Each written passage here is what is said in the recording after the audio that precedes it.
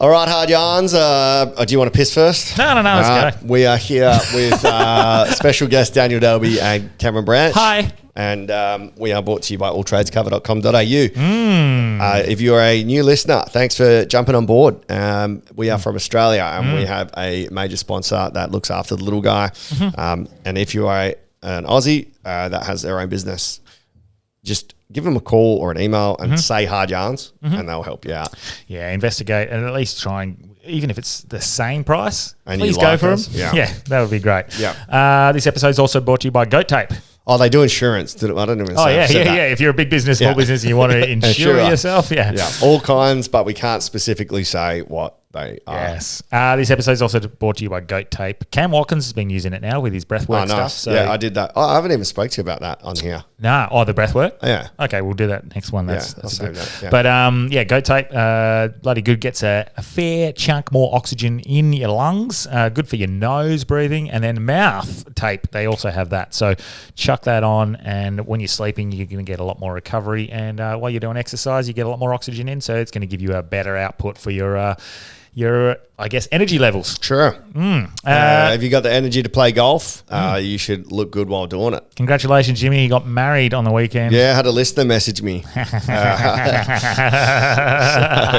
I posted something and he was like, yeah, I've got to go to Jimmy's wedding after this. I'm spewing because I had this on. I've got to go to Jimmy's. I said, I'm spewing, and Jimmy didn't ask me to be celebrated. Jimmy, you're an arsehole. No, Jimmy's great. Kuna Golf, get around them. They're awesome.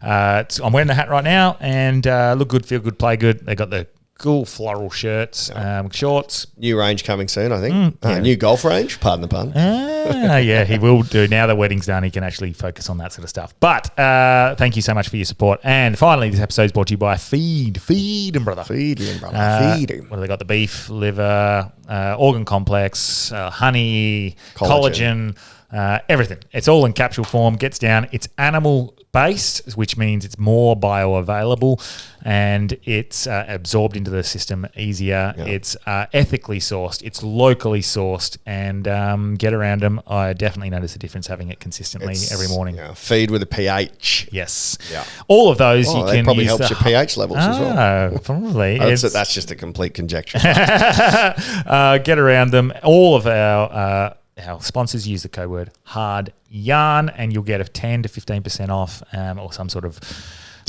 discount. So, but yes, Delby, what did we chat about? Well, we are also on Patreon as well. So I think we get about 38 of yous. Yeah, and we do an extra 10, 15 minutes at the end of this on Patreon. And you can get it ad free as well. Yeah.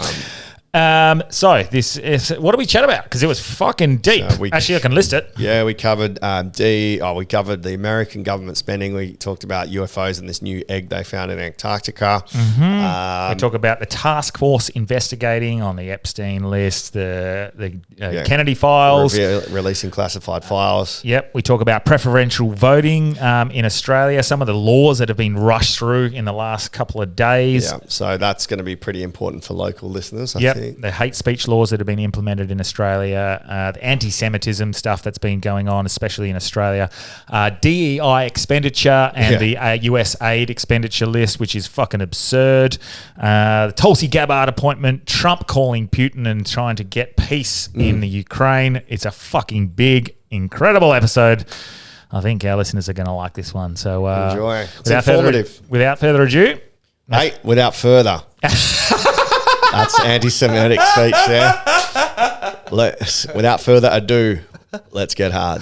Let's get hard. Welcome to Hard Yarns Podcast. I am fucking fat.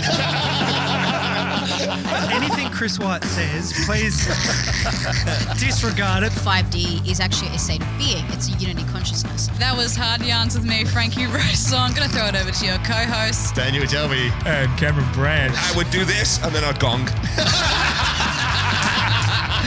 Free in attendance for the millions listening at home.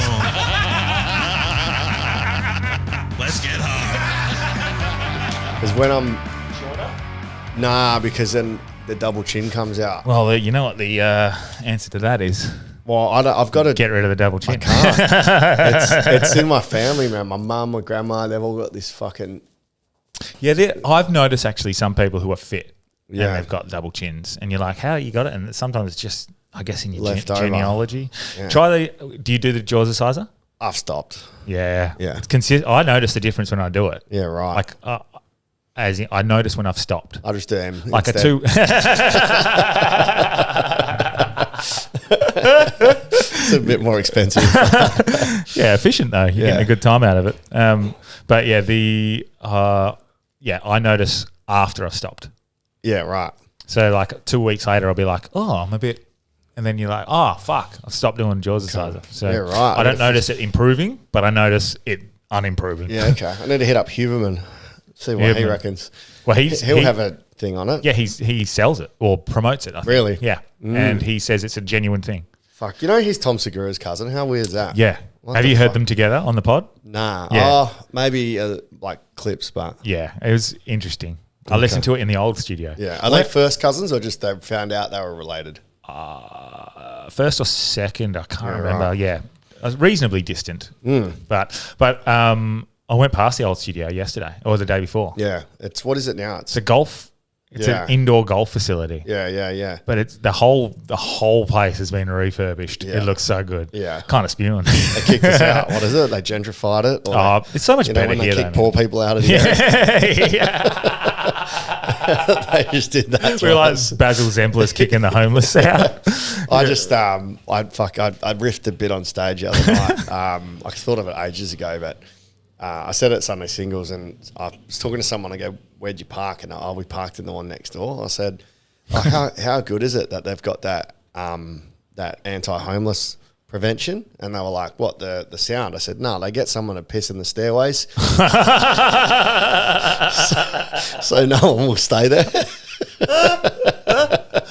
Fuck, It's so nice of them to just piss in the stairway so no one can sleep there. There are some like that. You know the parking bay behind Comedy Lounge.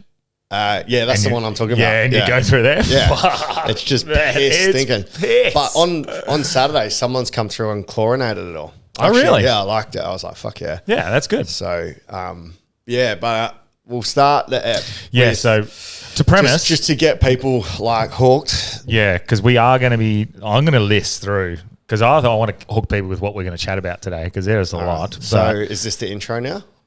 Sort of. Yeah. Yeah, kind of. But if you skip, because people skip Yeah, okay. the intro. So we're going to talk about the Trump-Putin call, Tulsi Gabbard getting appointed, DEI expenditure with the USAID stuff, preferential voting, DEI expense list, task force investigation, what they're investigating, Delby. That's fucking exciting. Delby's got an alien story that Yeah. he's going to start with, and got alien. some things that were rushed through Parliament over the last couple of days in Australia. UFO, crazy things happening in the world. 1 or 2 diary entries from my journal. We'll have a chat. Yeah, well, let's leave the journal stuff towards the end because I yeah. think that's a nice way to finish I've it. got an emotional TikTok for you to watch. Oh, no, well don't make with me that, cry, yeah. Delby. I'm a very cry person lately. So- When I see something happy at the moment, I don't know what's happening with me. Yeah. Like universal consciousness is raising. I'm so... I always tear up at little emotional fucking things. I don't cry, but I'm like, that's nice. Are you feeling a little different lately? I know Fringe is fucked. That's a bit tiring and stuff. But are you seeing... for me, I'm seeing just nothing but good at the moment. That's because it's where you look, right? I think so. So if you haven't watched the news, then you're It's good. hard. If you're busy with Fringe, then all you see is people enjoying themselves all the time. Oh, that's such a So- good point because I don't know. I don't know why I've never noticed this. Maybe I'm just a little bit better at this Fringe, but I've been looking at the crowd and the faces when I'm telling a joke. They're smiling and they're engaged. It's a nice change, It's isn't it? so good. Not just like Instead of arms crossed going, this arms guy crossed, this sucks. cunt. I had one. I've had a couple actually, but Yeah. mate, my first one in the beer garden, like there was just this guy just Yeah, but the thing is, just arms crossed. sometimes people's body language doesn't match how they're feeling. I know, but Like we did Who's There was On no laughs Friday. either. Oh, yeah. Our Friday Who's On was the worst we've done probably in 3 years or something, other than one of the mine sites. Max Shane's whole team were just like so boring, so bland, just like no energy. yeah. But then afterwards, they loved it. But Yeah, they were okay. sitting there not really expressing emotion. Yeah, okay. But after they're like, "That was incredible." So that's one thing I've learned over the journey is that just because someone's not showing emotion doesn't mean they're not enjoying it. Like some people were just fucking emotionally stunted. Mate. So, and look, some of the comedians, they've been coming in, like at the start, they're like, right, let's fucking go. And they've gone through this like last week was the worst I've seen every comedian. They were like Rory would come in, who's normally up and about. He's like, just fucking done, man. Yeah. Like, and then now every comedian this week is just like, fuck yeah, last weekend, let's get it. Yeah. The ebbs and flows. yeah, because 5 weekends in a row, most of them are doing 3-4 shows. I wouldn't say most, but the good ones. Yeah. Multiple shows a night and then multiple nights a week. So for the international listeners that maybe don't know, we have a 5-week festival in Perth where comedians just shut down every pub and do comedy all night, and it's fucking awesome. For me, it's been great, man, because I've been doing 2 spots a night for 4 or 5 nights a week. Yeah. And it's really helped me improve, but also just made me feel good about it and gotten better. And It's like going to the gym, bro.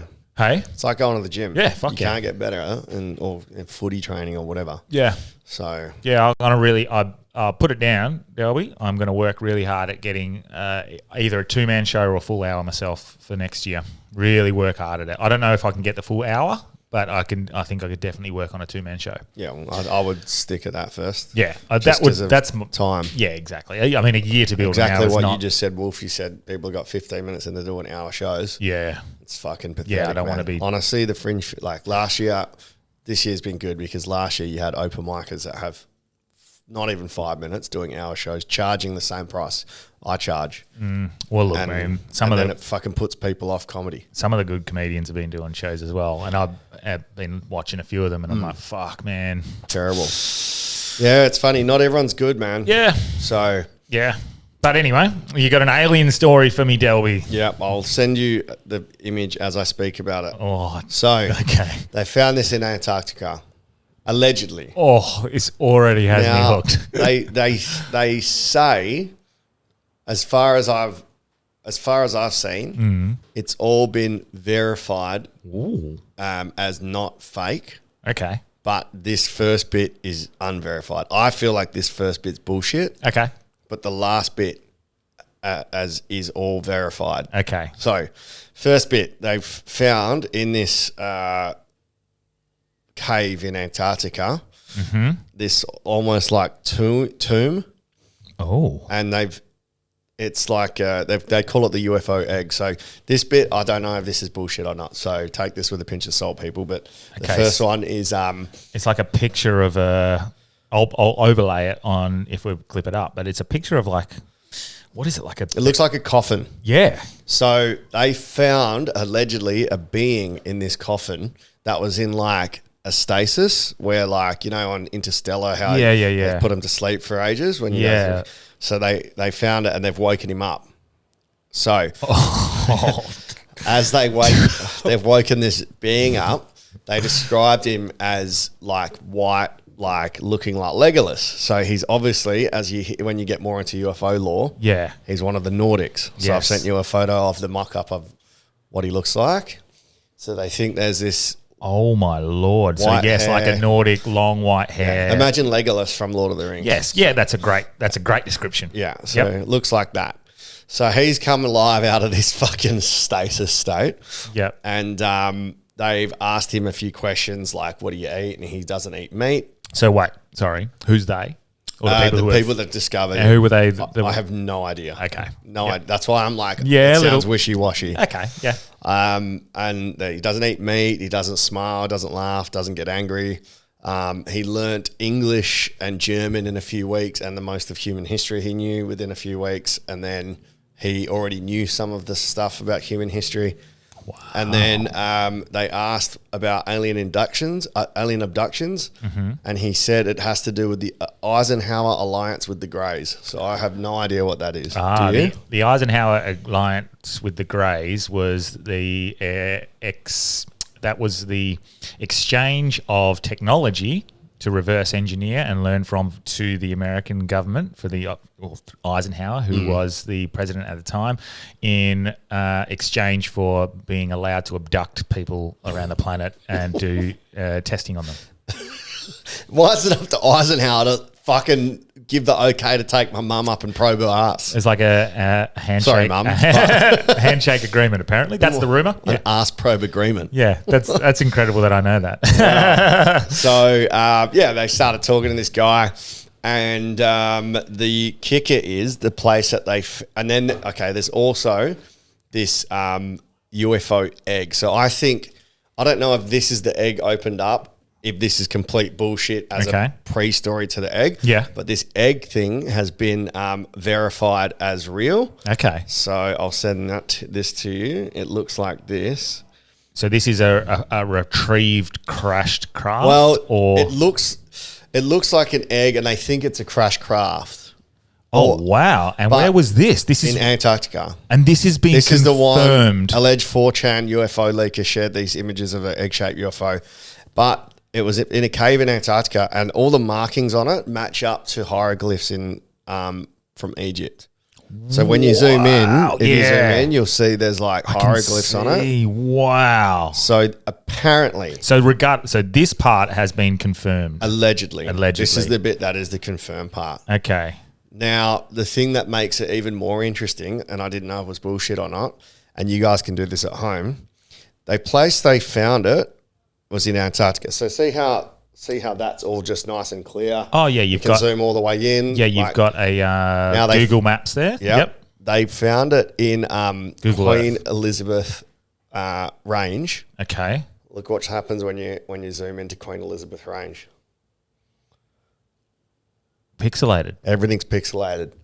Any other part of Antarctica, I can go just up here to the base, and it's all zoom all the way in. Wow. No problem, like super clear. So what's the coordinates there, Daniel? Do you have it? So if you literally just type in Queen Elizabeth Range, and that is for some reason it's pixelated. all pixelated. Oh, so somebody could have found this part of Antarctica pixelated and made up a story and worked backwards. You know what? That's very good, Delby. Yeah. Because that is critical thinking, what you've just done there. You've actually reverse engineered. Yeah, clever. Because I could have been like, check this out. This is fucking blurred. Oh, let's make a story. But if it's the other way around, then it's... and they're like, oh, this is a strange place. This is where it's meant to be. And then they zoom in and find it. They're like, what the fuck? Yeah. Oh, it's like confirmation. Yeah. So the only reason things are pixelated are because, people have asked for privacy from Google. Yep. I think because you can pixelate your house if you email Google. Really? You don't. Yeah. You're allowed to pixelate your own property. I remember that. That's in the recesses of my mind somewhere. Mm-hmm. The second one, they pixelate like military bases to stop secrets being spread out. Mm-hmm. And then the third, who knows, like pixelated, and then it's all just fucking whoever owns Google forces them to pixelate shit. So that was kind of interesting. Look, the only thing is it's all very generalized information that any sort of conspiracy theorist that knows a little bit about alien history and the theories and the stories and the myths and the urban legends, it's basically just very much what you've just described. It's like describing the Nordics, very commonly known version of aliens, the Greys and the Eisenhower agreement, which I knew off the top of my head. So a lot of people know this sort of information. Maybe it's just someone just having a bit of fun. But have you heard the other theory about UFOs? I think we spoke about it briefly before, where it's not UFOs, it's human traffickers. So they've got craft where it looks like UFOs, but it's so advanced that they're using craft to just traffic humans. No. Yeah. So that would be in alignment with abductions. Yeah, but this was done by people though. Yeah. So there was who's to say that the abductions aren't people? Yeah, exactly. Yeah, there was witnesses from I'd like to say it was like Indonesia or one of the Polynesian countries. Yeah. Where they saw the craft land and they got out and fucking just started trafficking people on it and fucked off. Wow. Yeah. So I do recall a story. Now they just need to do that for cocaina in Australia. I do recall a story of, I feel like it was Papua New Guinea or like Borneo or Indonesia or something like that, where there was a military operation where they stumbled across. I think that's the one I was thinking of. Okay, yeah. So that's pretty insane, that story. And that's been quite widely confirmed, or it's had a lot of consistency with the eyewitnesses. Yeah. So that's an interesting one. The fact that all these eyewitness things are just disregarded. Yeah. When eyewitness is the least reliable form of testimony. Yeah, true. So true. Because I think back on like my experience when I was a kid and thinking I seen a UFO, and that's my eyewitness testimony. Nobody believe me. Now I'm thinking back, like maybe it's not, but self-doubt starts going, maybe it was just clouds, because you see stars sitting there and you see it, the clouds go past and it looks like the stars are moving. As a young kid, maybe I was just, you know, but well, even like, I think eyewitness breaks down where it's like, oh yeah, I saw a guy walk into the shop at this time. It's like, no, that's just everyday people. I think if you see a UFO come land in front of you, maybe your eyewitness testimony is stronger than going, what do you remember on the 10th of February? Yeah, and your memories, your memories are a little bit, like I'll tell, you know, when you get together with the lads and you're telling an old story about you guys going out drinking and this happened, and you tell a story and you think you're telling the whole thing, and then someone's like, no, remember it was that, and you're like, oh, fuck, for the last 5 years I've been telling it like this. Yeah. So you reaffirm it in your head. So you're like, even like something simple at the quiz on Tuesday, the question was, what's the highest building in the world? And I'm like, in Australia. And I'm like, what state is it in? I'm like, Queensland. I've been there. And then my teammates are like, no, it's Victoria. We went there. I said, no, trust me. I fucking went there. It's in Queensland on the Gold Coast. The only reason I would pay money is because it was the tallest. In Australia. I'm not going to the second tallest. I was like, I know because I went in it. I wouldn't go in it otherwise. But my memory had it convinced that I went there with Cam McLaren. I was like, I went up it with Cam. But Mac Shane was at quiz with me. He goes, no, I went up it with you. I was like, what? He goes, it was me and you. I'm like, fuck, you sure? I swear it was Cam. So my own memory of that when I'm giving a fact. So one part was correct and then. So like and that only happened last year. Because I did bring Mac Shane to Brisbane with me. So you just have to have something similar. And disjoint the memory. So eyewitness is not great in testimony, but when it's consistent amongst 50 different people, like the school kids back in the in Australia. Where they were like, it was Father Pete. That's it was Brother Jeff. What was that one called, that UFO experience? There was one in was it in Adelaide? I think it was. Like South Australia. I probably made it up. There's not much going on there.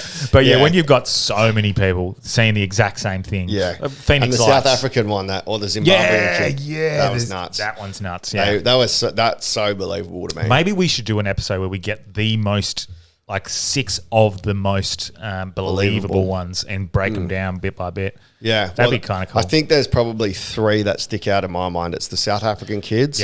The South Australia Adelaide one. School kids, and then there's this clip. I don't know if I shared it with you. It's like this lady from maybe the 70s, and it was just her and her sons, and she thought she was crazy. Because this craft came down right near her house, and her husband came home and they were under the table.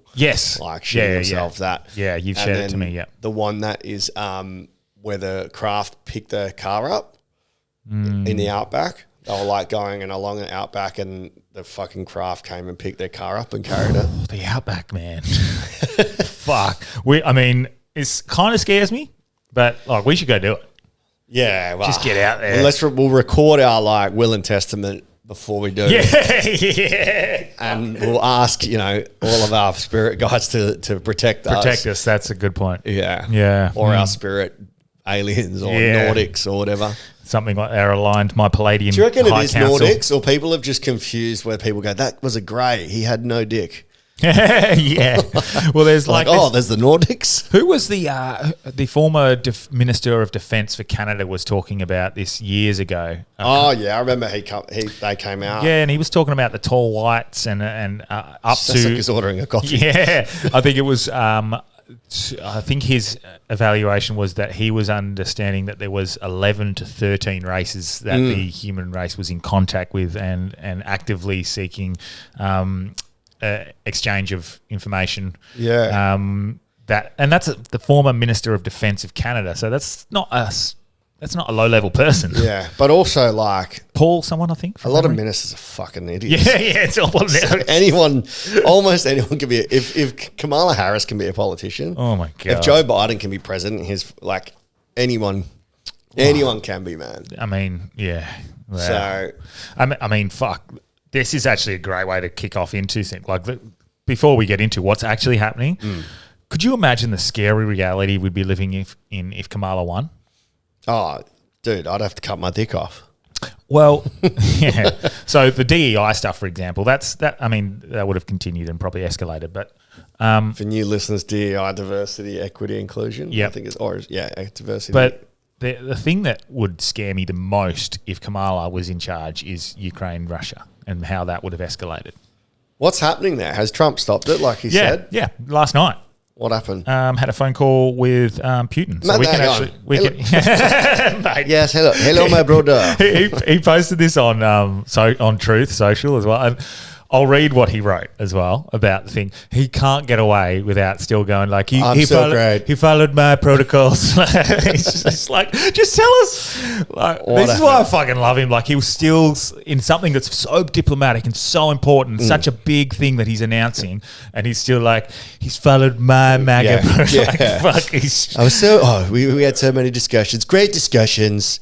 Yes, it's great discussions. If it wasn't for me, we wouldn't have had this. Yeah. Okay, so I need to zoom in on this so I can read it. But so Trump posted on Truth Social, and this is actually kind of exciting because this is like, I don't think we could have been here if Kamala was in And in if charge. it's called Truth Social, you know it's the truth. Okay.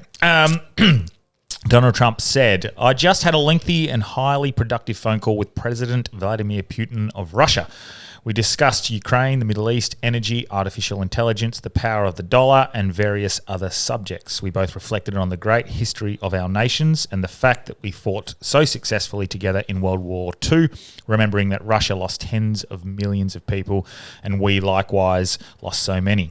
We each talked about the strengths of our respective nations and the great benefit that we will someday have in working together. But first, as we both agreed, we want to stop the millions of deaths taking place in the war with Russia, Ukraine. President Putin even, this is what I was getting at before. President Putin even used my very strong campaign motto of common sense. I mean, common sense. Yeah. I don't remember that being a motto. But I don't remember common sense being a Trump only motto, but yeah, he used common sense, which surely we are going to be used that. But we both believe we both believe very strongly in it. We agree to work together very closely, including visiting each other's nations, which is huge. We have also agreed to have our respective teams start negotiating immediately, and we will begin by calling President Zelensky of Ukraine to inform him of the conversation, something which I will be doing right now. I've asked Secretary of State Marco Rubio, Director of the CIA John Ratcliffe, National Security Advisor Michael Waltz, and Ambassador for Special Envoy Steve Witkoff to lead the negotiations, which I feel strongly will be successful. Millions of people have died in a war, and that would not have happened if I was president. Subjective, but I agree. But it did happen. So it must end. No more lives should be lost. I want to thank President Putin for his time and effort as we respect this call. And thank you for the release yesterday of Mark Fogel, a wonderful man who I personally greeted last night at the White House. I believe this effort will lead to a successful conclusion, hopefully soon. So what did he do? He negotiated a prisoner swap? Yes, he got Mark Fogel released, which who's that? I haven't looked into what he did. It's not the Aussie guy that went over? No. Like, honestly, that can't... Yeah. Fucking... If you're going over to fight... Yeah, it's a bit... Part and parcel. Don't expect your government to back you. Like to pull you out now. I can't remember the situation in which Mark was imprisoned and how. I think he was. He potentially is the one who was the one that they perceived as a spy. Is it okay? And it's not the. But he was just there for something else. I can't remember. For spying. Yeah, for spying. But so what? He spoke to Putin, and they're going to organise a ceasefire or looks like they're going to start up negotiations, which was this is the closest we've seen to the ending of the war for since Biden's been in charge. Well, did Biden ever speak to Putin? No. And you know what? The left will probably come out and go, look, he's colluding. It's Yes. like, to come to a negotiation, you need to speak to your enemy. 100%. And this is the one thing that we're seeing with Trump. Whether you like him or not, he's doing exactly what he said he was going to do. Every fucking thing. Yeah. Even like 70%, even CNN reported this. 70% of people agree he's doing exactly what he said he was going to do. Yeah. So that's like, how often does that happen? Yeah. Yeah. It's been very interesting, most of which I think has been very positive, and I think it's been great. There's a couple of things that concern me, like the $500 billion, I think it was, that was promised for the AI development. It's a bit scary, but also he wants to keep in front of China. So I get it, but like it scares me, especially with its development of mRNA technology. Yeah. I don't know how I feel about that. And this Gaza situation is very interesting. Are you across any of that? Nah, I fucking block it out, bro. Yeah, it's fucking tough. It's just the same shit over and over. It's like, fuck Palestine, fuck Israel. Yeah. I would take. So I mean, you know I've seen that what he said. I actually don't agree with. Because the whole point about this land dispute is because Palestinians have been displaced from their land. Correct. And when you look at the history of it, Israel have pretty much not done right by them. Yeah. They've come in from nowhere. They're fucking smaller and smaller and smaller, whatever. But So all this this hate against the Israelis and all the anti-Semitic thing, like, where's it coming from? Yeah, so there's a couple of things. There's two avenues we can go down there first. So what was that prior that we just... The being displaced. So Trump's like, Yeah, we'll go in, and he's like, we'll just take them and we'll put them somewhere else. Yeah, so... And the king of Jordan's like, no, we won't do that, because that's what they've been trying to do. We're not going to accept anybody from Palestine that's been displaced, because that's not what you do. So I think Trump's coming at it from like a Trump Towers perspective. Like, here's some real estate. We'll just move some out and then we'll redo it and move them back in. Yeah, I'm not sure I'm on board with this either. Look, it's such a fucking messy situation. This war's been going. This is the longest war in history. This has been going on for fucking a long time.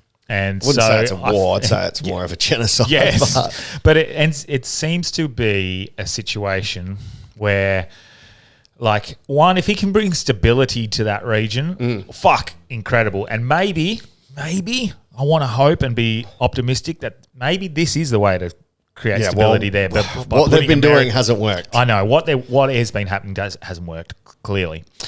I still don't think displacing Palestinians is the answer, but if we're stopping people dying potentially, I don't know. Yeah, it's too hard to know. This whole situation, and this is why we haven't commentated on it much over the last year. Plus, we might be assassinated. Yeah, but then it leads into this whole hate speech stuff, and we see these hate speech laws that just got rushed through. Fucking bullshit. It's bullshit. Fucking horrific, because we are not allowed to then potentially commentate on what's going on in the world. You're not allowed to suggest that Israel is in the wrong in anything now. That's it right. seems like that is regarded as anti-Semitic, and just by So criticising someone is all of a sudden hate speech. Yes, and where it's logical arguments. And if I'm a school teacher and I want you to do the right thing, I have to criticise you and give you feedback so you can improve or get you back on track. Same thing as if you're a country or a group of people. Yes.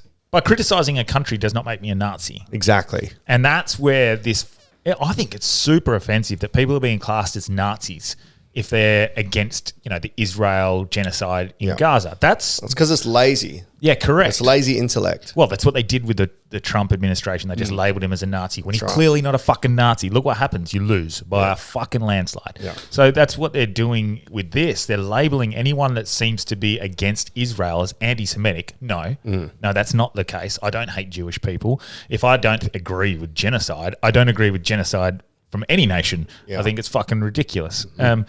So this and the vague terms of this new law seems to be, it could just be implemented and used against the very people who are trying to speak out against the government or like nationalism. Like there's being proud of your country, displaying an Australian flag, in my mind, one day could be illegal. Like this is how scary it seems. And we see the case of this guy who he's a war veteran, and he had collected some Nazi memorabilia and he displayed it openly. Fucking fair enough. It's a stupid thing to do, especially in the current climate. But he was showing a mate at a pub. He got fucked, and they were taking photographs. It was a ridiculous thing to do in this current climate.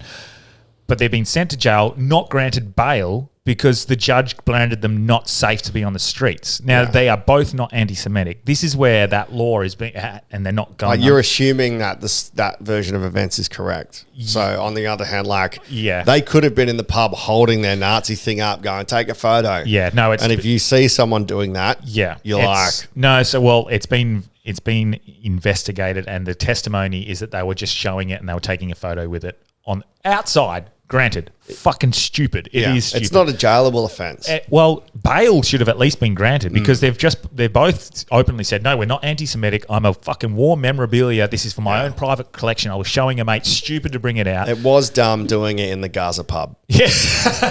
Well, this is the thing. There's a Jewish museum within stone's throw. Oh my gosh. But so this is the stupidity of it. But that does not mean you get jailed for stupidity. Yeah. You get granted you get granted bail and you go, fuck, okay, stupid, I'll, whatever. But this is where laws like this can be abused, and the absurdity of that situation is it goes back to World War II, where the Nazis were persecuting the Jews.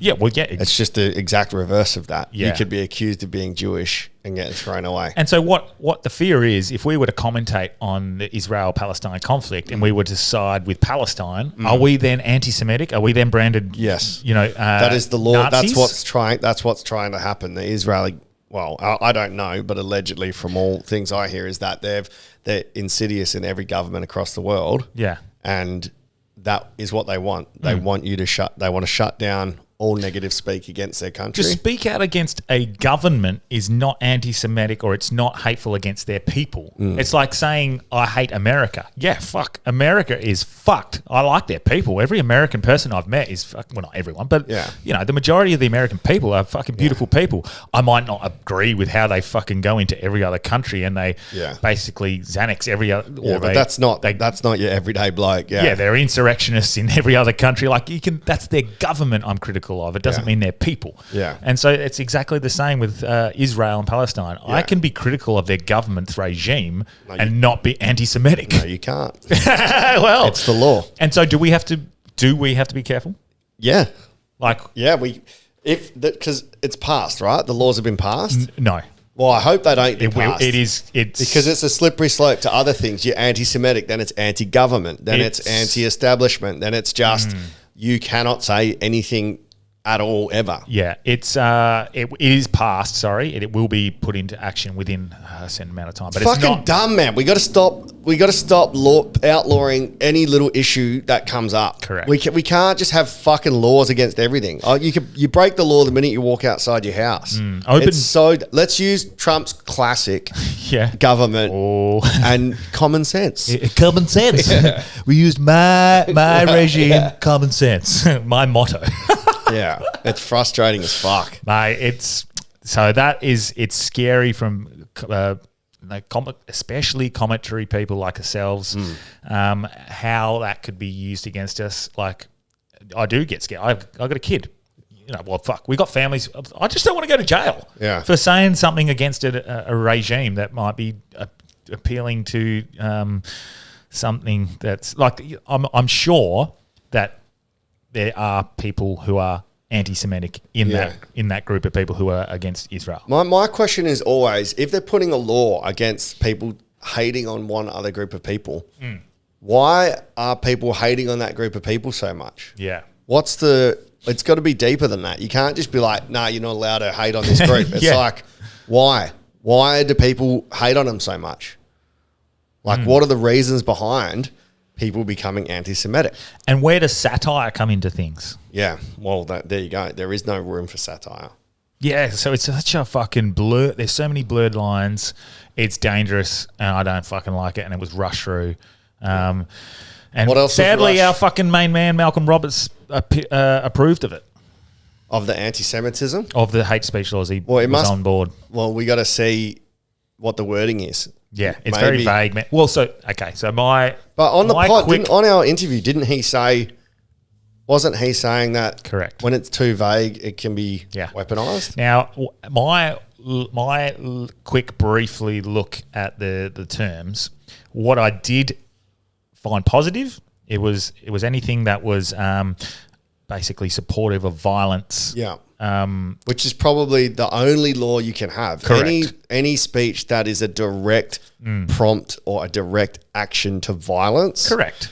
But then Yes, because it was the rest of the terms that just seemed vague. But that part was it should stop there. But then what if you get accused of starting a protest that leads to violence? inciting violence. Yeah, correct. But your aim, your goal is not to create violence. And Your these- goal is just for a peaceful protest. Or for us to commentate on it, and then that could be consideed, you've commentated on So it. people have been- questioning, and incited a protest, and then Yeah. Well, maybe every time you speak, you got to say, I in no way condone violence. Violence. This is not to incite any kind of violence. This Maybe is to we have shine to. a light on it. And that's fucking shit that we have to suggest Well, that, because from any this sort of point attack forward on and in all past Hard Yarns episodes, we have no... Actually, I think you've said stuff before where you just want to fucking bash cunts. yeah. This is all satire. yeah. It is. From this point forward, or any past Hard Yarns episode, we in no point promote violence. Everything said on this pod is satire only. There we go. I love that. That holds up in Check law. mark that. That holds up in Fuck law. yeah. No, but it is like you shouldn't have to say that, but maybe we have to, and Yeah. we shouldn't have to suggest that anyone inciting any violence or any sort of hatred towards a person specifically because of their race, gender, or identity. That's fucking ridiculous. Yeah. However, if somebody does do something to your child, Yeah. If they're a dickhead, they're a dickhead. no. I mean, if they commit a heinous act against yeah. the child, Yeah. then You're still satire, but we will satirically hand you an ass whooping. Yes. What else did they rush through? You said the other night at midnight, yes. which I think is absolutely pathetic. So people listening, Aussies listening, overseas listeners, I don't know if you can do much to help, but Yeah. our government just keep on rushing things through. And did you say at midnight? Yeah. Seems like it was at Who midnight. the fuck was up at midnight? Oh, I don't know. It was something that was being worked on and negotiated amongst the Liberals and the Labor. I'll just find the article because I've got a good article on it that breaks it down. But they came to an agreement at what seems to be like midnight last night. But is Parliament's not even open at midnight? Yeah, so the agreement was made, so it'll be put through. So crossbenchers. So basically, this is a way for it won't come into power for this election, but in 2028, I think it will be. And it's they've rushed through this. They've put through donations and spending caps for the electoral. I think they call it electoral spending laws have been updated. And so major parties have struck a deal to cap political donations and campaign spending, sidelining crossbenchers in a major overhaul of federal electoral laws. How does it sound like crossbench? So basically, for example, Clive Palmer can't pump tens of millions of dollars into his own party to help compete with the two larger parties because they've put a cap on that spending. So you couldn't get one Is it all big donor. equal? Because I remember I got an email where if you receive over $13,760 as an independent, you have to declare it. Yes. And So if you they've declare a certain amount, everything you get needs to be made transparent. Yeah, so they've changed the secret disclosures and the open ones. So under these changes, the cap on an individual donations would rise to the proposed $20,000 to $50,000, and Is that from an individual to a party, or receiving $20,000 or $50,000 as an individual? An individual can donate. So if I want to, so before this, it's weird because in essence it sounds like a good law. Yes, Because if I was loaded, I could, and I want, maybe let's say I'm a fucking farmer. Yes. And I want some favourable laws to go for farming. Yep. I would be able to give a candidate or a party $1 million, and that would help them push that law through. Correct. So to stop that at a cap sounds like a good idea. Yeah. Well, but there's always a sinister reason. Yeah, basically it just keeps it a duopoly where at the moment you've got about 1/3 Labor, 1/3 Liberal, and then probably 1/3 of the remaining parties. Probably about 15% as far as I think Joel was telling is sort of like those freedom parties. Yeah, like the shooters and fishers, the cannabis party. The smaller parties. There's one called Stop Pedophiles, Protect the Kiddies, who used to be called Democratic Labour Party. Okay. And this guy got voted in with 98 votes because of preferential voting. And he was part of one party and then was going to, because that didn't get through, he was going to then be part of the Democratic Labour Party. Okay. This was in today's paper. Yeah. And because they changed their name to Stop Pedophiles, Protect the Kiddies, he pulled out. Really? Yeah, he said, I can't in good conscience join that party. I'm like, what do you mean in good conscience? Like, the fact that you can't jump in there, what are you hiding? Gun? Yeah, well, fuck, that's it. His name was something Tucker. So basically what these laws are going to do is sort of stop. So it's going to really limit the effects and the campaign reach of these minor parties that as we see with the law that we sort of were able to reach out to these crossbenchers, independent senators, to be able to stop the misinformation bill. We won't be able to have them in power because they won't have the money to do the campaigns and get the votes to be in. Okay, power that's with the super negative outlook. Yeah, right? well, yeah, correct. But basically it's limiting their potentials to. But is it not limiting Labor as well? Is it not even playing field? No, because they've got because it goes per head. So if there's 20 Labor, they can have 400 grand, and if there's one independent, it's 20. Yes, is that right? Something along those lines. I don't know the specifics, but yes. I mean, in practice, it sounds good. In theory, in reality, it's probably a negative because these major parties wouldn't approve that. No, correct. You know, if it wasn't to their benefit. Yes, but they've come together to do this themselves. It's fucking pathetic. Yeah. So the duopoly. On behalf of who? On behalf of the people? On behalf of the duopoly. That's pathetic. Yes. So I think Pocock was he's pretty angry about this. He's the military guy that's a politician, eh? David Pocock or something? Yeah. So from memory, is he the one that was like the minister for like the up north? Squirrely was saying he was he was really, really good. And then they fucked him over with these like. Yeah, I'm uncertain to be fair, but that's we can look into that. The caps would not start until the federal election due in 2028. So they're delayed, so it won't affect this one. But we definitely want to send a big message to them in this coming election that they can't fucking just walk all over us. The deal infuriated crossbenchers who for weeks have sounded the alarm about the prospect of a Labor coalition stitch-up that disadvantaged smaller players. As well as spending and donation caps, the independents were outraged about the increase of public funding per vote from $3.35 to $5. The independent Senator David Pocock tried unsuccessfully on Wednesday afternoon to split the legislation to send caps off to a parliamentary committee for scrutiny. Which, of course. Yeah. Because the way that I'm understanding that is if you get 1,000 votes, you're allowed $5 per vote. Now, the 60% of the population are going to vote for Liberal or Labor. Correct. So straight away, their caps are fucking huge. Huge. Pocock, who, along with Curtin MP Kate Cheney, had been the most vocal critic of the laws, said self-interest was the main motivation for the major parties. When it comes to the major parties, it's self-interest. One, self-interest comes second, self-interest comes third. Of course. He said... And they'll probably make interest off the donations. Yeah. It keeps loading, sorry. Ads. That's what they're here to do, is to make sure that they stay in power and they will do whatever it takes.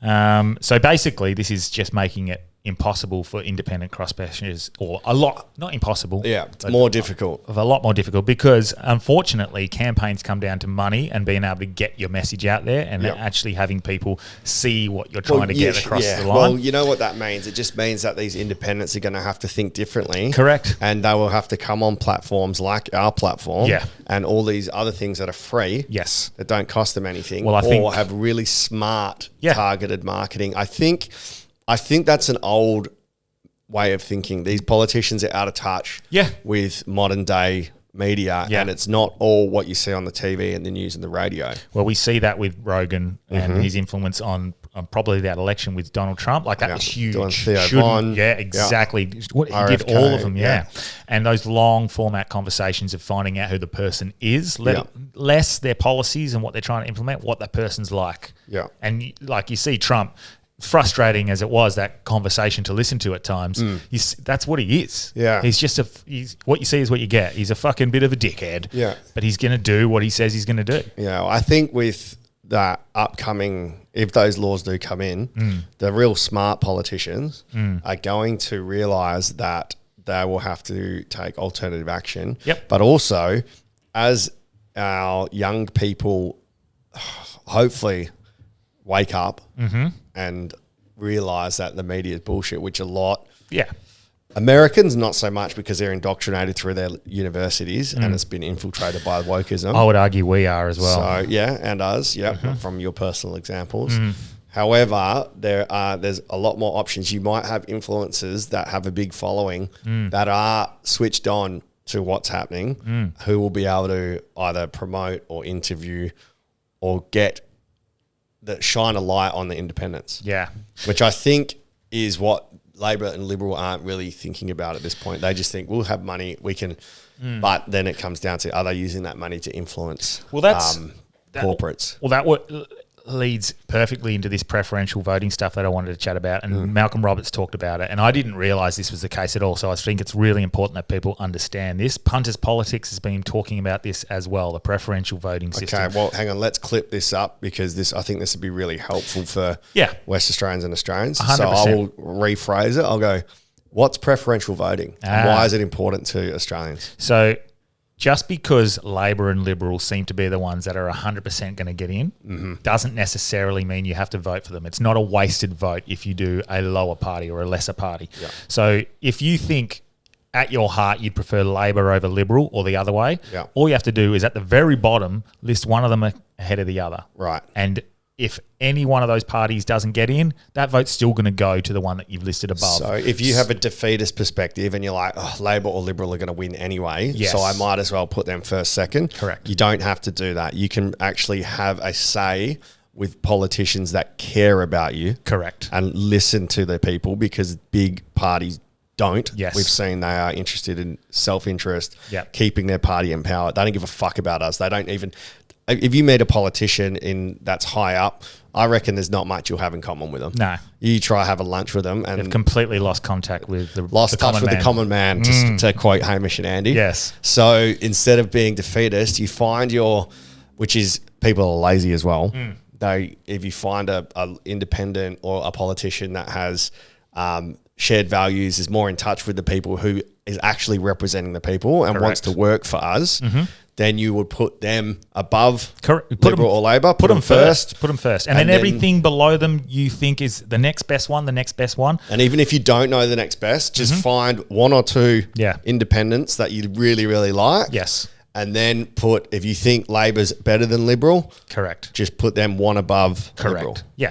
Nice. Exactly. And that is a way that we can actually try to have an impact and try and get these independents, these lesser parties in. So it's not just a fucking duopoly and they just run in and ram through any fucking law that they want. Yeah. And now we're in a danger of that being an issue in the 28 onwards. So we need to make an example of it now. So we've seen that occur with like the underage social media bill. Yes. Where they didn't listen to anyone. They've just rushed it through. Correct. They're like, fuck you. We know what's best for you. Yes. You will listen to us. Yep.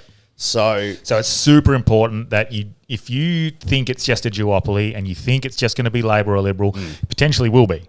But we still need these independents that are going to be having a say within there, so fighting they for need us. the vote. Yes. Yeah. So Because find the one Labor won't fight for us, Liberal won't fight for us because they will toe the party line. Correct. Even if there's 3 of them that really think that we shouldn't have digital ID, Yeah. the rest of the party are like, no, this is what we want because it's Yeah. going to benefit us here, here, and here. Correct. They won't stand up for us. Whereas if you're an independent, they will listen to the people because they want to represent the people and they don't they do have allegiances. There are deals making, but they can fight for essentially they can fight for common sense And so in a perfect society. my only thing that so obviously it's very important that we still get them in independently, but the issue is battling each other as these, I guess, freedom parties. And Joel Jamal was chatting about it this morning, but they're sort of fighting against each other instead of coming together.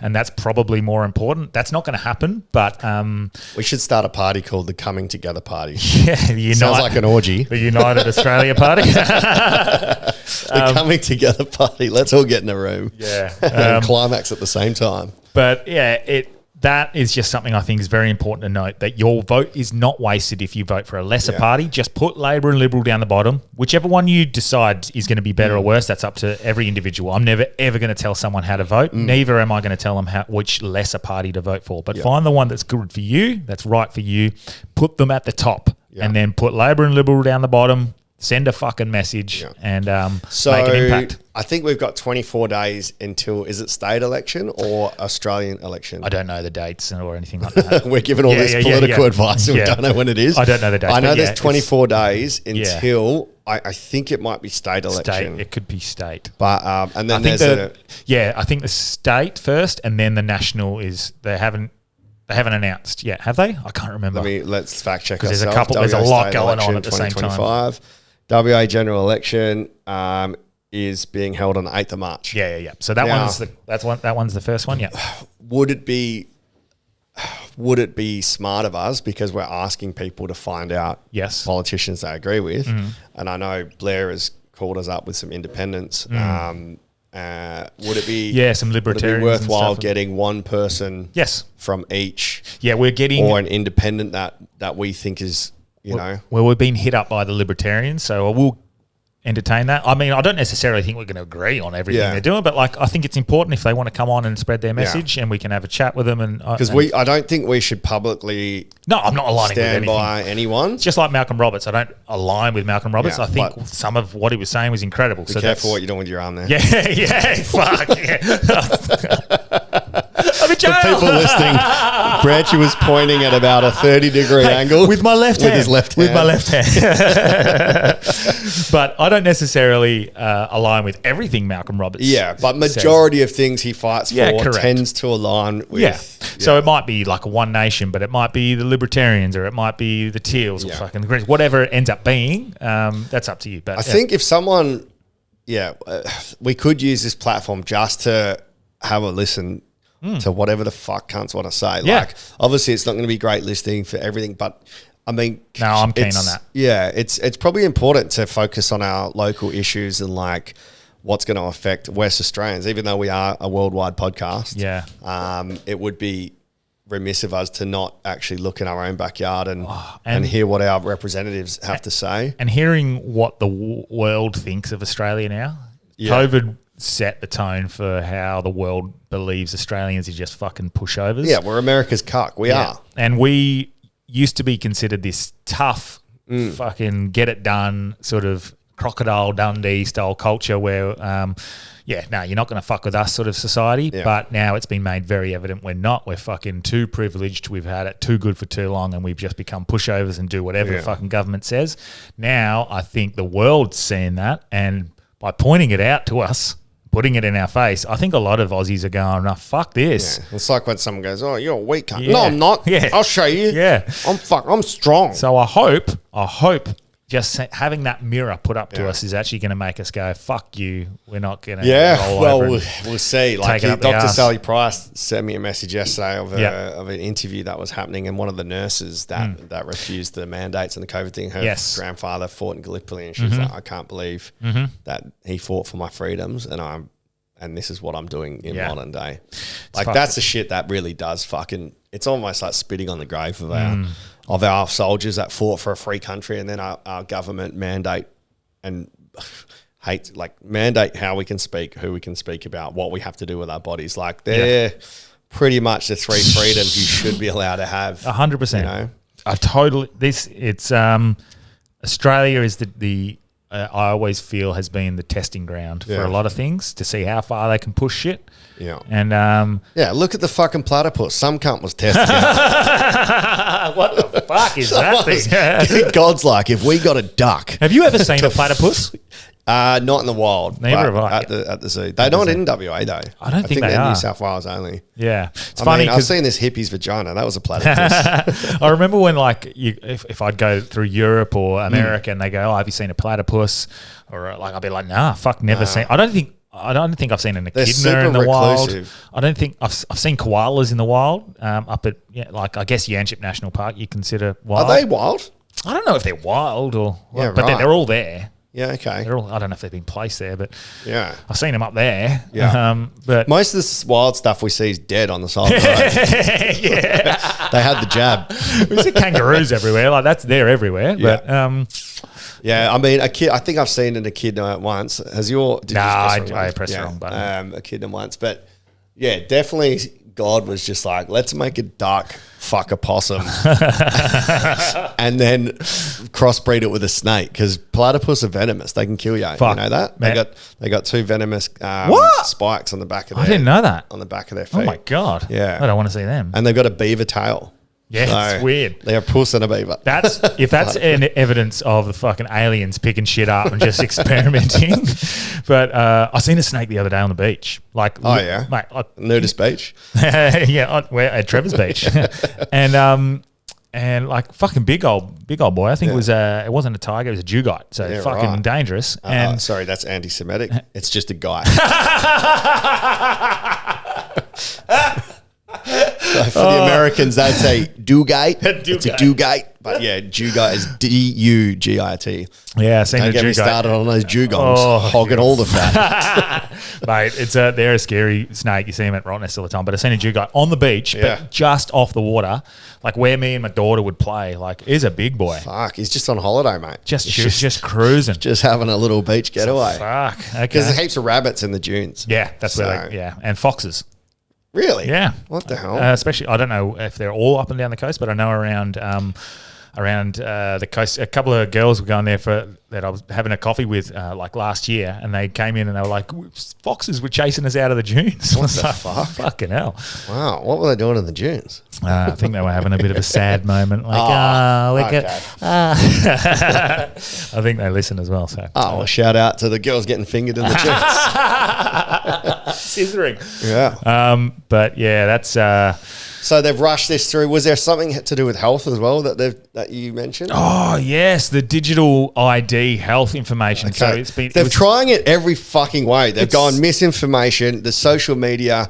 Now it's health, mate. And but I might be getting confused. So if you want to straighten me out on this, yeah, I'll find Malcolm Roberts posted about it. while Branchy's looking, I think the gist of it is that they digital health ID. They want you to have a digital health ID, which means they will have access to your health records. Because when people signed up to My Health or MyGov to have it on initially, like everything, it was meant to be for ease. So if you went from one doctor to a hospital, all of your records are in one place. And it was always meant to be voluntary. Meant to be voluntary. So now, Digital health ID attempting to be rushed through the Senate. The government is attempting to rush through laws that would force sensitive My Health record information to be shared to a central government database by default. This was always meant to be voluntary. so many questions, and I can straight away see the positives. Of course, like Because- ease and yeah. If the COVID mandate came through again, something like that, and there was all these negative side effects, it would be reported to a central database and not independents. You know what always also would be reported to that central database? If you haven't had it. Yeah. So And what do you...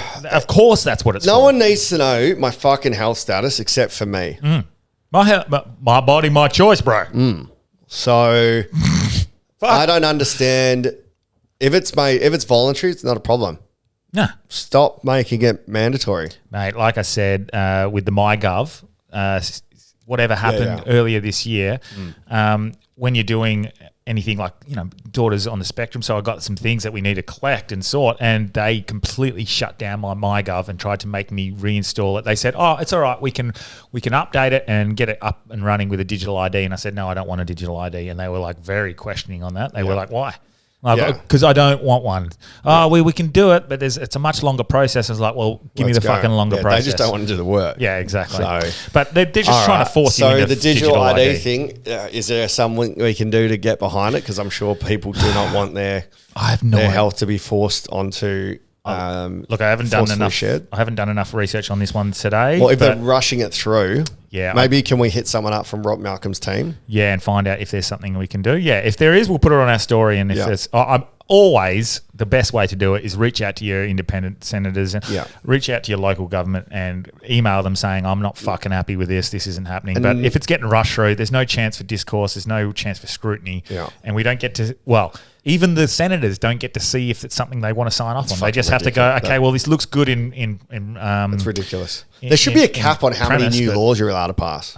Like, there should just be, right, we are only allowed 20 new laws this whole year. So how is common once sense we've reached like the cap, like Trump's ideology, Trump's thing, it's common sense. How is it? How has common sense been deleted? It's intentional common sense. It is. Yeah. It is, because they don't want the people to think. They want to tell you what's best for you. Yeah. And that's it. They want complete one. And it's so fucking annoying because you're like, they. Yeah. I think it just accidentally becomes a they. It's people that are normal people that get into a position of power, that enjoy the lifestyle they're living, that want to hold that position of power. I would be the exact same. Yeah. If I'm the touring comedian that's doing teacher comedy night, I don't want someone else to come up with teacher comedy afternoon. Yeah. I'll do all I can to fuck them off. Yeah. Yeah, I see. So I think what we should do as well for things like this, because we want to use our Instagram for growth, new listeners, YouTube for that.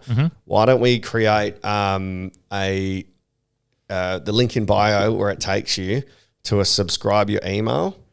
So if we get emails, then we can put out info packs like, hey, good idea. This was on the pod. If you'd like to XYZ, then we don't have to waste a reel and fuck our algorithm. Yeah, and just chuck up some information. All right, that's a good idea. That's super straightforward because you do write your blogs. Yeah. And for new listeners, start writing Branch is like, this is Branch's baby. I'm here for colour commentary. And obviously, I put in a lot of time. Colour commentary. Actually, I don't see colour commentary. But Branchy, outside of this, I show up, I do my time here, and then Branchy does all the other hours of work. So, this is a job for Branch because he decided to make his full time. How good was that idea? I think that would be good because you write your blogs. Yeah. I really want to write your little blogs. You do your little raps, I do my little blogs. But for things where your aim of this pod is to build a community and make a discernible difference. My aim for this is to have a laugh and learn new shit. So together with our powers combined. That's good. And you make it palatable. Yeah. So otherwise, it's and as much as I love all the other ones around Australia and America that are doing it, it is very constantly like bang, bang, bang. If you can't have a bit of fun to make it palatable and interesting, you don't have to listen to us. But I think that's the best way to do it. And I just like to play dumb cunt and just bring it down. It's good. Like I got no problem being the dumb cunt as well. Like if I don't know, I think the worst thing that's you can where do Rogan is has set a great example where he goes, I'm just a chimp. Yeah.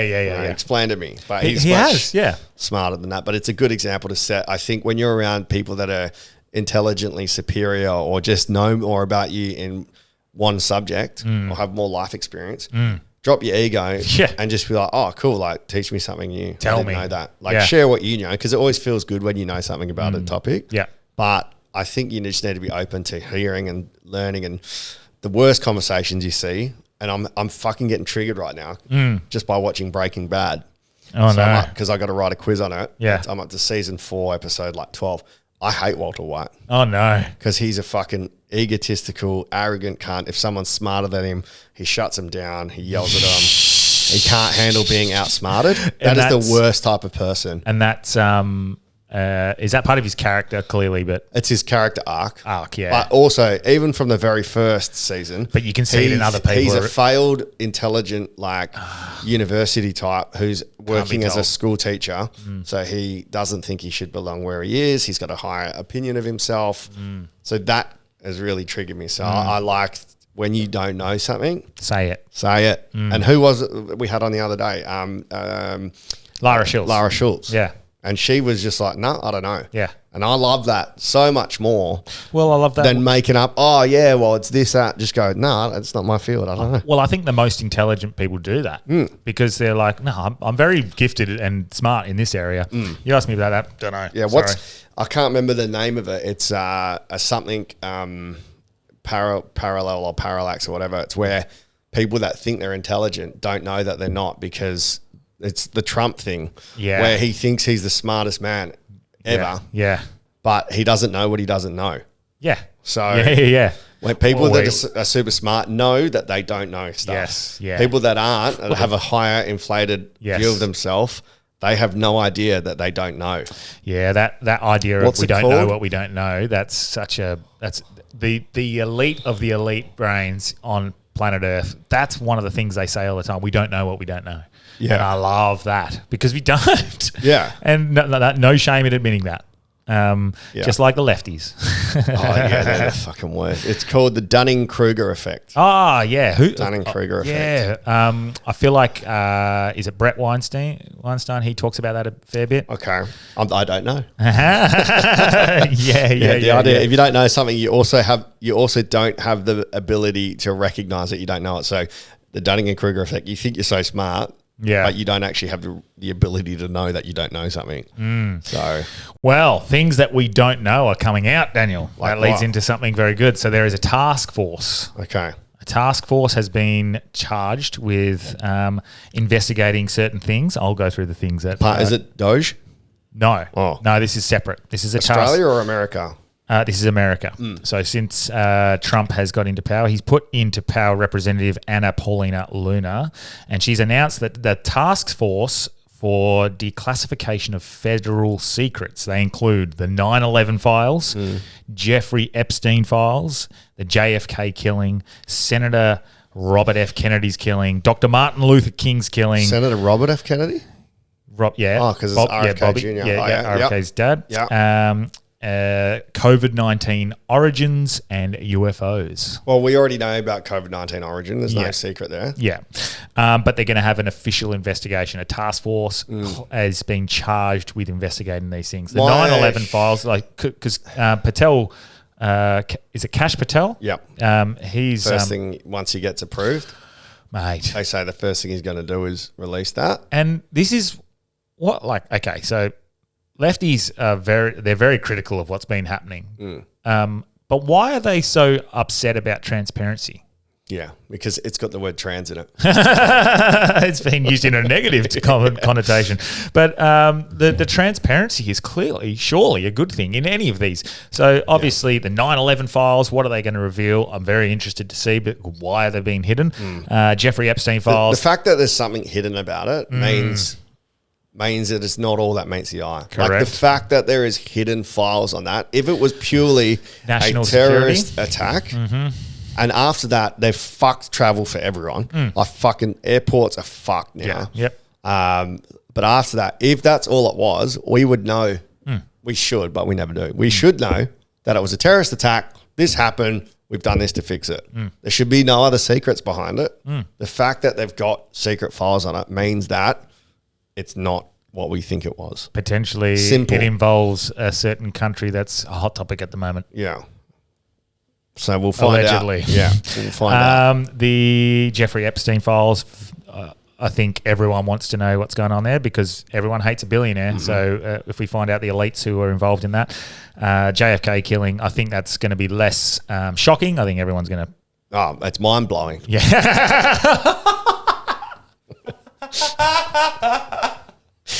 Got him. That's good. We'll find out the answer to the smoking gun. Oh, that's good. That's the literal origins of the smoking gun theory. Yeah. Martin Luther King. Again, these things I don't think are going to be too shocking, but we're going to see some stuff that's going to probably implement. I also would like implement. What do you call it? Effect. It's going to point to things that are happening today. Yeah, so okay. that's going to be a bit interesting. It would be interesting just to keep an eye on the death count around people investigating, just to see, who is being shot in the head from behind in a suicide. Yeah. You know what? If you were going to suicide and you were in a government role, just for a laugh, surely you shoot yourself in the back of the head twice. just do fucked up shit. Or just to fuck with people. Yeah. And then the UFOs. UFOs will be, they're being, that's been set up for a long time. Yeah. I think the drone stuff was just to get it into Zeitgeist. Yeah, but it's very interesting. I guess we just should comment on it when it happens. Yes. But should we do some predictions on it? Maybe on the UFO stuff, on just all those just a quick one-word prediction. Oh yeah, okay, cool. So I don't know heaps about each one, but I'll just do my dumb cunt prediction. Yeah, that's okay. That's what you always do. Thank you, Cameron. Thank you. Okay, 9/11 files. What do you think that's going to show? Israel and a planned premeditated attack with. It'd be interesting to see if they release that bombs were implemented and it wasn't just planes. I think it's planes and bombs. I would agree, and potentially some sort of Saudi Arabian. And again, satire, allegedly Israel. Yes.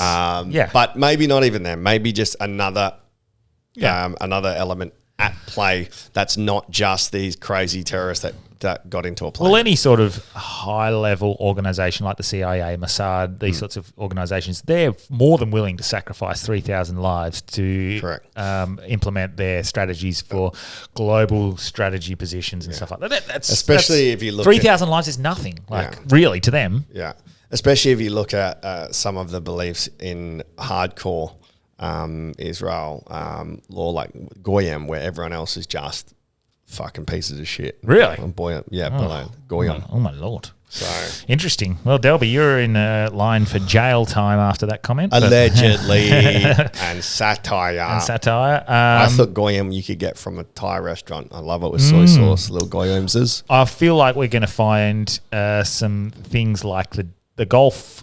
Not the Gulf, the Gulf of America now, but the Pearl Harbor attack, similar-esque awareness that it was going to happen and letting it unfold, and some sort of Saudi/Israel Mossad sort of connections there. I agree. Jeffrey Epstein files. I think they'll be released, but I also think there'll be a defense where not every person was involved in the acts that have been accused of them.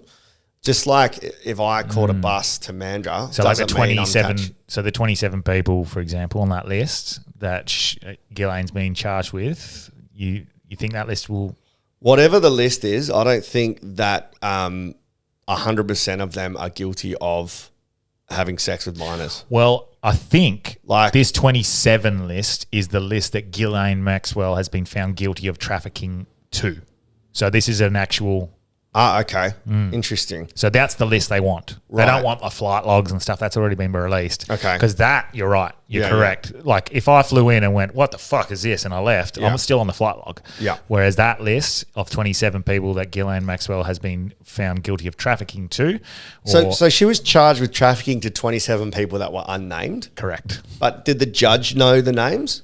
I think in the actual investigation, potentially that was all made available, but because of the, I guess, laws, the NDAs, the classifications, whatever, I don't know the reason it's been kept secret, but the 27 names have been kept secret. All right, well, my prediction would be, depending on when this gets released, whoever the 27 names are will be, majority of them would have either had a controversy or quietly disappeared into the distance, or are wound up in the P. Diddy thing and he's been made a scapegoat to make it look away. Or imagine if that was just two completely separate events. I think they're separate but also connected, like the same strategy. And they're into the same sort of thing, so same circles. Well, you look at the Diddy stuff, I think the Diddy stuff is in order to control the narrative in like pop culture. And so like if you've got a kid like Justin Bieber, you're going to put certain lyrics in your songs and promote certain things. That's how I think That's what Baby is really about. Yeah. Baby. Ooh. So I don't think everything and every Adrenochrome. song that is done is there to implement some sort of narrative change. But I think they've sort of got you, and then they go, right, okay, we need a song about this. I thought Got You was somebody I used to know. So I think the 27 people on there will be shitting bricks, and they're either going to quietly disappear, or that would be one of the biggest mass arrests in history for pedophilia, or for whatever the charges are. We don't even know if it's pedophilia, right? Who is number Human one on your trafficking. list that's going to be on there? Jay-Z, is it? That's Diddy associated. Right. I think he's done. But Bill Clinton would be the number one. Yep, I'd say Prince Andrew. So the two obvious. Yeah. But see Who what would happens. be the least likely? Like Ed Sheeran? That might be on that list. No, Yeah. because his is financial elite. So this is like CEOs of massive companies that are. Is there like, women or is it all men? I don't know. Yeah.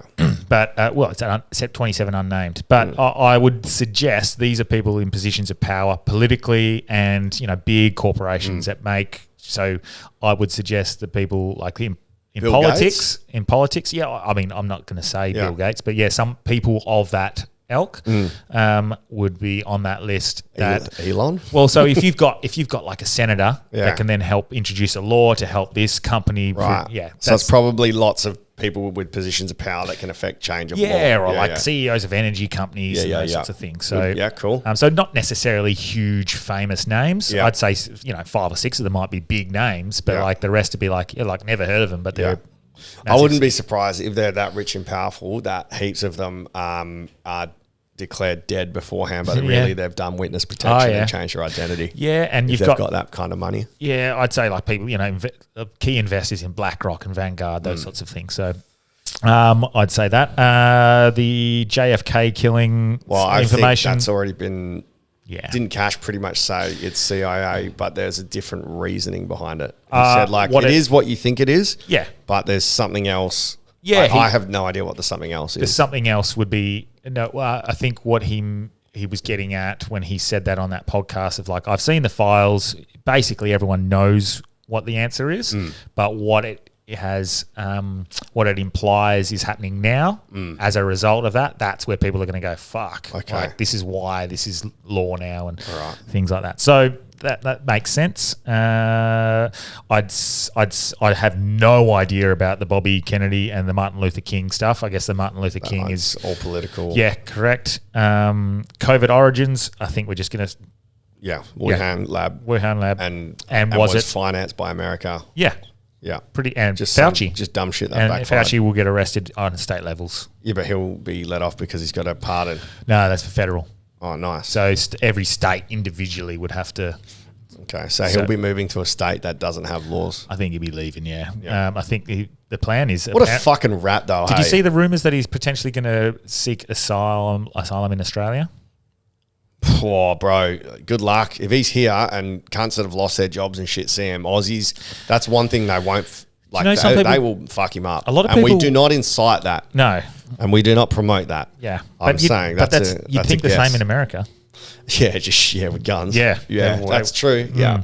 But he's a little fucking rat, bro. For him to just lie blatantly about literally everything, as well as being under oath and making up his own rules about like social distancing and shit. Yeah. Oh. Some people don't know who he is. Wow. That's weird to me. Like people who seem to be across some sort of stuff, and I'd be like, I'd send someone a reel like a meme or whatever, and they'll be like, "Who's that?" And I'll be like, "What do you mean? How do you not know the guy who put this fucking world under lockdown for 4 years?" How funny is Sacha Baron Cohen's song when he dresses up as the American singer? Which one? He does the song with the Wuhan flu. He's like, Fauci, what you gonna do? Infect him with the Wuhan flu. I don't think I've seen that. Are you serious? No, it's the funniest. Is it? Dude. Can we play that? Like, would it be copyright if we played it at the end? We'll play it at the end. It's so catchy. It's a hell catchy song. Fauci Wuhan flu song. And he got chased out with guns. he got in the back of an ambulance and they had it prepared because he was going to get fucked up. Oh. To start with, it was hell good. He was just seeing if he could get everyone to sing. Mate. Because Sasha was quite left-winged and he thought they were all conspiracy nuts. Yeah. And it ended up, it's kind of backfired on him because yeah. it ended up these rednecks Mate. were correct. So this is the interesting thing about these sorts of when you get to see the documentaries where they go to the lower socioeconomic areas in America, and they seem to make far more sense and be far more reasonable than the left. Like I just finished watching Am I Racist? Mm-hmm. Have you seen that yet? No, is that I don't really like Matt that Walsh. bloke. No, I don't like him either. I think he could have done things a little differently. He seemed to be quite provocative. Yeah, I just think he's arrogant. I find him to be arrogant. Yeah, I didn't like, because these people that he was punking were genuinely trying to make themselves better. They thought they were racist and they were trying to do So what they felt woke, was... It's that woke, like, white woman. Yeah, like, well, it wasn't just that. There was people there who were like, okay, maybe I am a little bit racist. Did he do the reverse? Did he do black for white people? Or was it just white people? No, he was going to like interventions and like things. The people that were running them, they're fucked, man. They're charging ridiculous money to run these sorts of things. But regardless, the real big thing I took from that documentary was, so when he would go to like, you know, your wokies, your lefts, your university people, they were all like, they couldn't really explain why someone was racist. Yeah. Like Sam and then, Kerr. Yeah, and then he'd go to a biker bar. He'd go to some lower socioeconomic areas in America, talk to black people, white people, and the bikers and all the hillbillies and rednecks. They're all like, I don't see a black man. I see a person, and if they want to have a beer with me, I'll have a beer with them. I just see love. I want love, and the only words that I read, because he was like, have you read the racist propaganda and these sort of progressive books that we can read to learn about our own racist tendencies? And they were the black guy. He was like, no, I've got one book I read. It's the Bible. That's all I need. That's not bad. I just want to spread love. Yeah, and like you see that these people make far more common sense and just seem so much more reasonable and loving than the people who are saying, no, you're racist just because you're white. Yeah, it's because the media highlight And all of the injustices. Exactly. When it's really a small part of society. Yeah. And so this hate crime thing, they spoke about that at length on with a guy who actually wrote a book called The Hate Crime Hoax. I remember him, yeah. And because he was a black dude, right? yes. Yeah, And everyone was pissed off that the stats didn't back up the thesis. Yeah. It's like there is actually no hate crimes. It's He was like, I hated it because Yeah. I had to check myself and I realized that it was all bullshit. And in the doco, I cannot remember the numbers he stated, but he said, of the 200 million crimes or whatever it is made a year, 6,000 of them, it might have been 20 million. Every year, 6,000 of them are hate crimes. And that doesn't include the black on black. Yeah. That includes black on black. That's like different cultures. That's not just white against black. Yeah. And so he's like, there's no epidemic of hate crimes. Where is this idea? And he's like, it's the news. Yeah. It's the media. They're finding one isolated incident and using it as... Blowing it up. Yeah, exactly. Yeah, because it's fucked. Like when those incidents happen, it's when there's a victim where it can't be helped. Like you shouldn't be a victim because of how you look. Yes. So they're like, how bad is this? Correct. And so that doesn't mean they aren't hate crimes. They clearly exist. Yeah. But suggesting it's this huge thing that's blowing up and everyone's fucking becoming hateful because of Donald Trump. That's a lie. That's a just genuine lie. And as we can see with this USAID investigation with Doge, we're seeing that organizations and media companies like the New York Times and Politico were being paid by the Biden administration. Yeah, for what was it? 37 subscribers was $500,000. Yes, to pay for a subscription to their thing. So where was that money going? That's what. Of course, it's going to. Elon Musk is going to be shot soon. They're going to JFK Elon Musk, in my opinion, for him to come out publicly and go, all this money was going to these politicians, and then they're becoming multimillionaires, but they're only on a salary of this. That's odd. Why would anyone be upset with seeing where the money was going? I don't think anyone is. I think that the news are making it seem that way because they're bankrolled by the people that they're being exposed. Yeah, and the people who are upset are the actual politicians who are benefiting from the Correct. laundering and the It's and just the waste. I've got a list of waste. Would you like to see some of this waste? Yeah, let's do a little bit and then we'll hit it, I think, deeper because my brain's getting a little bit Okay, cool. fried. All So good, we'll mate. finish with some love. Yeah, that's a good idea. Okay, so 50 million. So, okay, here is a list of the USAID expenses. 50 million to fund condoms in Gaza. What? Are you serious? Yes. What? Who's it provide the funding from? Israel, so they don't breed, so there's nobody left. Fucking hell. Yeah, That's clearly not for condoms. yeah. 1.5 million to advance DEI in Serbia's workplace. Why? Fuck knows. 70,000 for production of DEI musical in Ireland. Again, 47,000 on transgender opera in Colombia. 32,000 for transgender comics in Peru. what is there like? What's the go there? 37 million to the World Health Organization. 16 million in funding for institutional contractors in gender development offices. How 4 can million, you develop a gender? Like, it's male or it's female? mate. I mean, there you go. Give me $1. Solved it. 20 million for Sesame Street in Iraq. I'm down with that. Like Oscar the Grouch.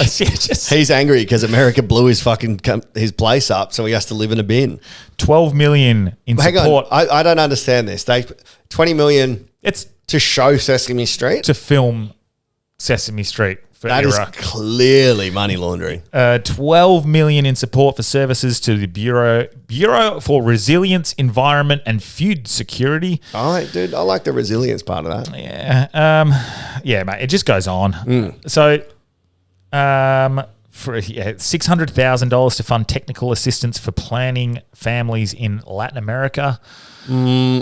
I can understand that one. And the list goes on and on and on and on. And so, but basically, it's exposing that the American people now are getting to see Where where their their money's money going. is going and Fair. what it's just, some of it is absurd. Some of Yeah. it's like, yeah, okay, cool. And the point that I think some of the right wing is making is that this isn't stopping USAID. This is paused temporarily so they don't continue to fund bullshit and lose money. They're going to go through it and then they're going to re-implement it once they realize that one's not worth doing, this one is. Yeah.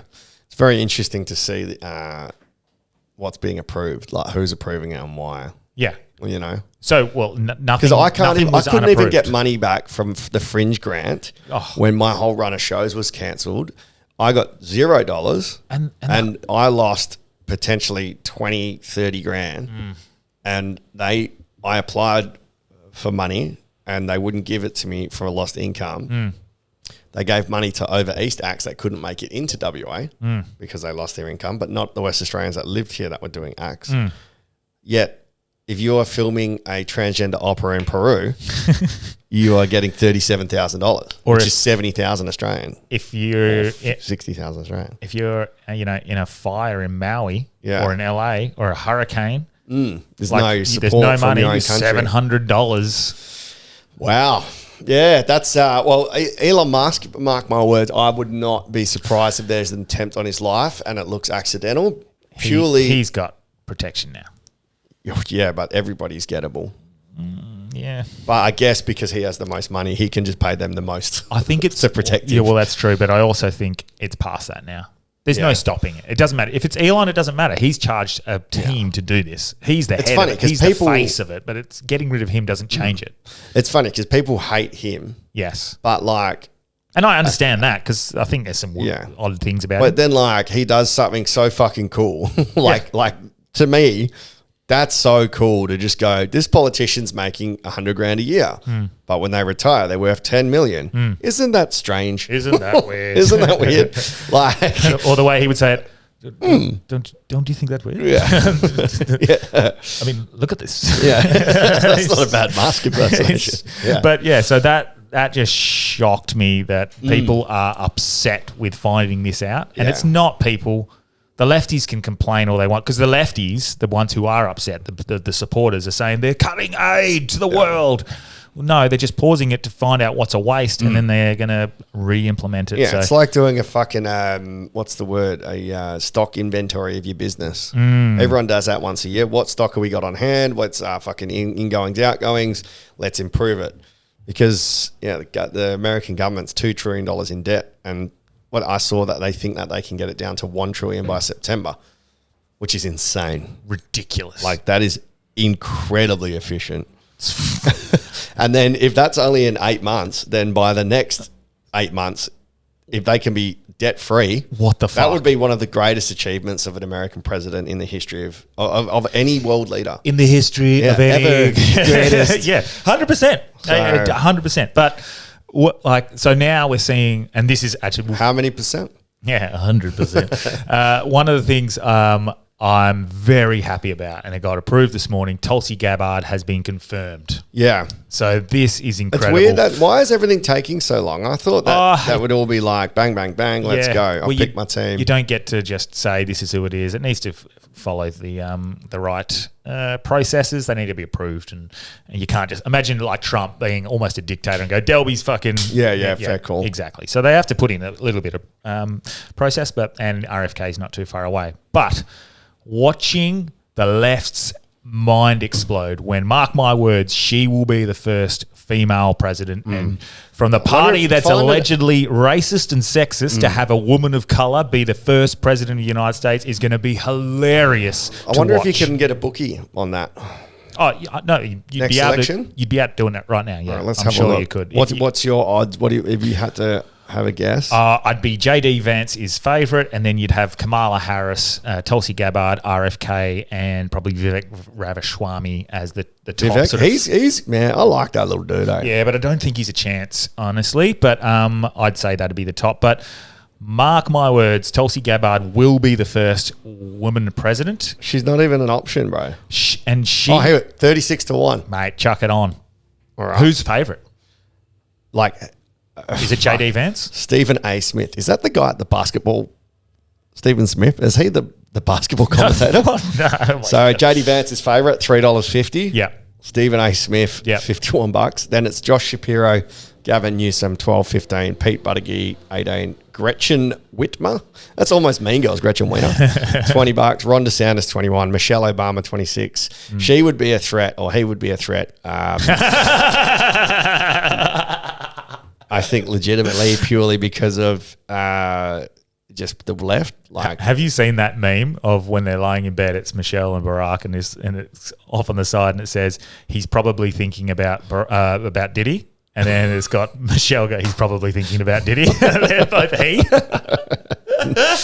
Oh, fuck. I feel so bad if she's not. Oh, yeah, no. Yeah. Trump Jr., 26. Vivek, 26. Ivanka Trump, 26. Ivanka is ahead of Tulsi Gabbard. Mate, no. Mark my words, Tulsi Gabbard will be it. And the beauty of it will be the fact she was a Oprah Democrat. Winfrey. She was a Democrat. Yeah. She was their Would golden child. Would that go against her? Because the left would be like, nah, she's a traitor. I'm not voting for her.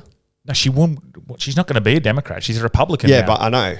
So, like, if you were trying to swing the left, yeah, they wouldn't vote for someone that was with them, or would they go, oh, she was with us, I'll listen to her? So much of the vote is just up for grabs, as well as the fact that these people aren't set. They'll be like, the woman vote.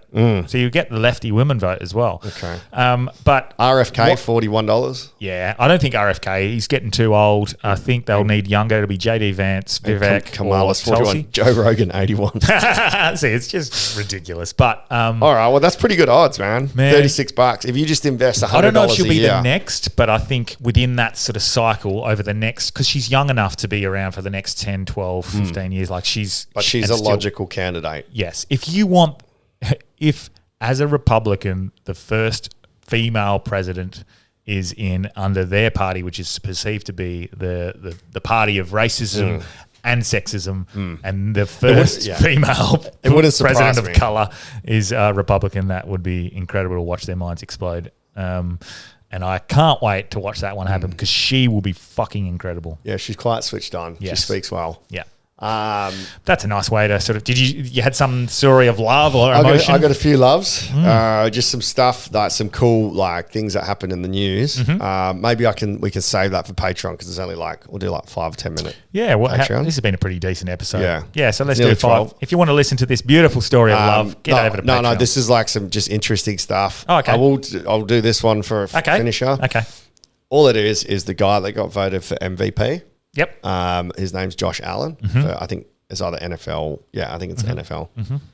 He made a speech, and when like the footy players be like, from the bootstrapper, the club, from the trainers, Yeah. So he got a mention, and it broke him. So I'll just play it for you. Okay. The equipment staff, to the training room, to the strength staff, to Slick Rick in the mail room, to the cafeteria upstairs. Like it truly takes everybody to have team success. When I left work Thursday, I was mentioning, I said, if Josh doesn't get MVP, I'm going to cry. I said, I'm going to cry because he deserves it. I mean, he's that important to our team. So basically, when I was watching the awards, when he went on stage, everything, I was happy that he had won it, and it went from joyful to crying because when he mentioned my name, I just broke down.